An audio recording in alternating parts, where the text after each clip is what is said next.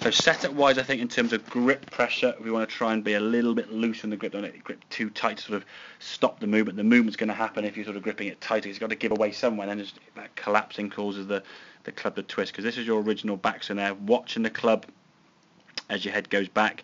Now as your head goes to try and find where the ball is, you can't turn your shoulders, so your backswing length is a little bit shorter, not really creating much power. Compared to where you were before, looking at the ball the whole time, letting your shoulders rotate now nicely, you can see a much, I mean look at that, that comparable there, you made a lot more movement there, your shoulders now have rotated through 90 degrees. One thing to be careful of, and this is every golfer when they sort of try and turn more do, okay, if we think that's the centre part of your body, we're trying to rotate around that spine. If we sway off it, you're okay there. As long as the sort of head is sort of on the green line, we're okay. I would say there you moved a little bit too far. But ultimately, we're trying to get more power in the swing for you to try and get more distance and control. Okay, that's acceptable. Okay, if we can just try to stay a little bit more on top of the ball, that'd be more beneficial in the long run. Okay, but the key thing is to get the body turning.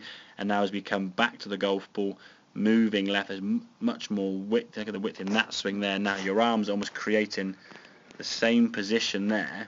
That sort of triangle that your arms make there is the same that you had at address.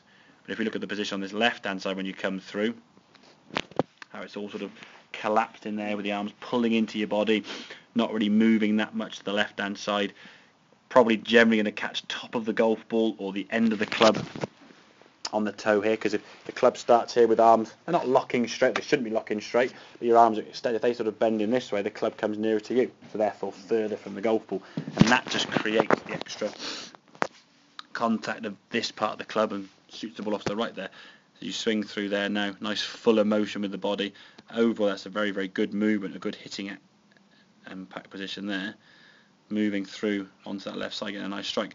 The only reason some of your shots do go a little bit left, if you look at that golf club there now, he's back to facing the sky. So I think that's always going to be something to work on, that top of the backswing position, because if you look at your hands there now, your thumbs are underneath the shaft correctly, and the club face is pointing up to the sky. So based on that, if we look where, let me go back to start so we can explain that, your thumbs and the toe end of the golf club, there's your thumbs there, and the toe of the golf club is there. So in theory, if your thumbs are on top of the club, as they are, and the club is there, when your thumbs are up here, the club should be there, but your club is there. So when it comes back to the golf ball, it's there. You see? And that change is happening in your backswing, because you're not changing it at address. The club goes back to that, those thumbs are on top. As you're going back here, somewhere in this sort of blurred part here now, that club is twisting. Because at there, where your thumbs are sort of on top, we would expect to see that golf club now facing basically in that position like that. But he's that way, isn't he? So it's that almost 90 degrees close. So as a result of that, compensation is required, which is why you'll always draw the golf ball, okay? Unless you make an adjustment to that, which you might, well, again, we will do as we go through bit by bit. But if it becomes too pronounced up the sky, it becomes an unplayable hook, and a ball just sculling low left, even though they're quite good contacts, which is again the positive sign. You're moving your body better and you get some power. A ball that goes 100 yards and just sort of shoots way left, it's not good to anyone, is it really? Okay, I'd rather in some ways hit the ball 60 yards straight than 100 yards left, but ultimately I want to go 100 yards straight. Yeah. That's the goal long term, I suppose. So getting that club to the top of the backswing, as long as we can turn better, that's going to be a good thing.